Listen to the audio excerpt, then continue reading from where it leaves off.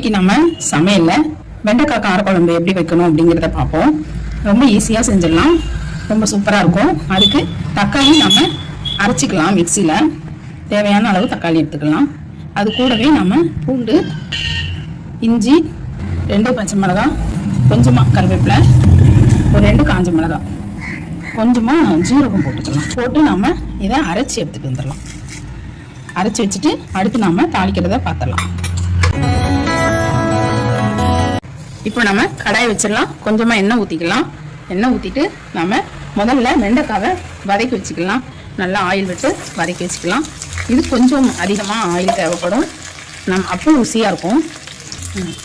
இது வதங்கும் போதே லேசாக மிளகாத்தூள் போட்டுக்கலாம். நம்ம லைட்டாக உப்பு சேர்த்துக்கலாம். ரொம்ப கொஞ்சமாக தான் உப்பு சேர்த்துருக்கோம். இதையும் போட்டு நல்லா வதக்கி எடுத்துக்கலாம். நல்லா ஃப்ரை ஆகட்டும்.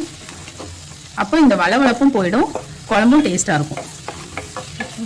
நல்லா பச்சையாகவே இருக்கும். இந்த காய் வெண்டைக்காய் நம்ம போடுறோம் இல்லையா, அது பச்சையாகவே இருக்கும். இது நல்லா வதங்கும். இப்போ நம்ம குழம்புக்கு தேவையான புளி கரைச்சி வச்சுருக்கோம். அதில் நீங்கள் குழம்புக்கு தேவையான குழம்பு மிளகாத்தூள் இருக்கு இல்லையா, அதை நீங்கள் அதில் போட்டு நல்லா கரைச்சி வச்சிடணும். கரைச்சி வைக்கும்போது அது ஒரு நல்ல ஒரு டேஸ்ட்டாக இருக்கும். இப்போ இதை நல்லா கரைச்சி வச்சுருக்கோம். நம்ம தேவைப்படும் போது இதை நம்ம எடுத்துக்கலாம். அது வரைக்கும் மூடி போட்டு மூடி வச்சிடலாம். இப்போது வெண்டைக்காய் நல்லா ஃப்ரை ஆகிடுச்சு. இதை நம்ம பிளேட்டுக்கு மாற்றிடலாம். இப்போ நம்ம பிளேட்டுக்கு மாற்றியாச்சு.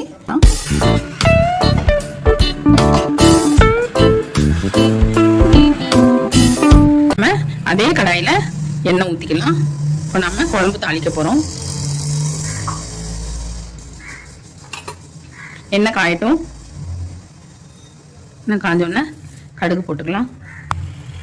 கடலைப்பருப்பு, வெந்தயம் கொஞ்சம் அதிகமாக போட்டுக்கலாம். உளுந்து ரொம்ப கொஞ்சமாக போட்டுக்கலாம். 2 ஜீரகம் சேர்த்துக்கலாம். ஏன்னா நம்ம அதுலேயும் ஜீரகம் போட்டிருக்கோம்.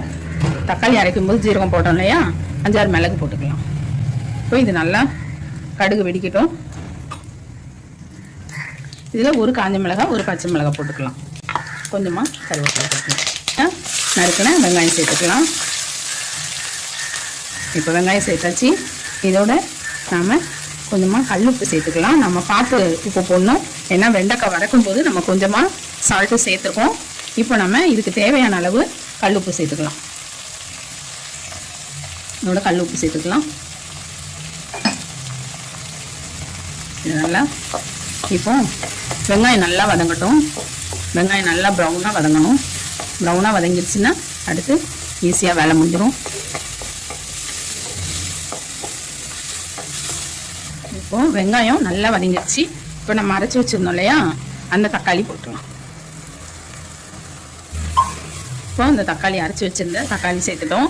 இப்போ தக்காளியில் நம்ம என்னென்ன சேர்த்தோம் அப்படின்னா, பூண்டு சேர்த்துருந்தோம், இஞ்சி, ஒரு காஞ்ச மிளகாய், ஒரு பச்சை மிளகாய், கொஞ்சம் ஜீரகம் நம்ம சேர்த்து அரைச்சிருந்தோம் இல்லையா, அந்த கலவையும் நாம் இப்போது சேர்த்தாச்சு. இதை நல்லா கொதிச்சு வரட்டும். தக்காளி சாறு போட்டோம் இல்லையா, அது நல்லா கொதிக்குது பாருங்கள். இந்த ஸ்டேஜில் நம்ம அதாவது குழம்பு மிளகாத்தூள், புளி நம்ம கரைச்சி வச்சுருந்தோம், அதையும் இப்போது ஊற்றியாச்சு. இது இப்போது நல்லா கொதி வரட்டும். இப்போ இது நல்லா கொதித்து வரும்போது நாம் வெண்டைக்காய் போட்டுடலாம். அதோட குழம்பு வேலை முடிஞ்சிடும். ரொம்ப ஈஸியாக சீக்கிரமாக வெண்டைக்காய் கார குழம்பு நம்ம ரெடி பண்ணிடுவோம் இல்லையா. இப்போ அடுத்து இது நல்லா கொதிக்கட்டும். இப்போது குழம்பு நல்லா கொதிக்குது. இந்த ஸ்டேஜில் நம்ம வதக்கி வச்சுருந்தோம் இல்லையா, அந்த வெண்டைக்காயை இதில் சேர்த்துடலாம். நம்ம வதக்கி வச்சுருந்த வெண்டைக்காய்களை இப்போ நம்ம குழம்புல சேர்த்துட்டோம். இப்போ இது நல்லா கொதித்து இந்த வெண்டைக்காய் பாதி வெந்து தான் இருக்குது, இன்னும் கொஞ்சம் வேகணும். வெந்தோடனே நாம் இறக்கிடலாம். சூப்பரான வெண்டைக்காய் காரக்குழம்பு ரெடி ஆகிடுச்சு. இன்னும் ஒரு 10 நிமிஷம் கழித்து நாம் அந்த குழம்பை ஆஃப் பண்ணிடலாம். இதே மெத்தடில் செஞ்சு பாருங்கள். ரொம்ப சூப்பராக சுவையாக ஈஸியாக வேலை முடிஞ்சிடும்.